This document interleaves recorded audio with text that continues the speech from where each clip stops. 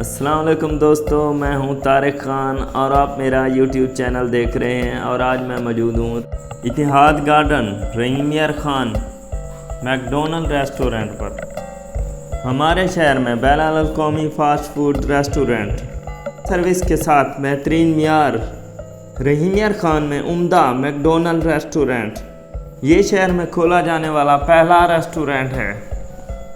Fast food खाने के लिए अच्छी जगह, और ये बहुत अच्छा था कि आखिरकार हमारे सफ़र के अख्ताम पर मैकडोनल्ड मिल गया।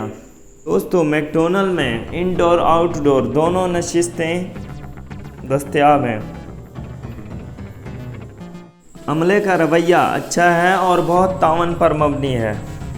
दोस्तों, आगे चल के आपको अंदर का माहौल दिखाते हैं। मैकडोनल्ड में बेहतरीन किस्म के खाने जैसे burger, beef burger, chicken Big Mac burger और मशरूबात में कोक, फैंटा, स्प्राइट, कॉफ़ी, चाय, आइसक्रीम दस्तयाब हैं।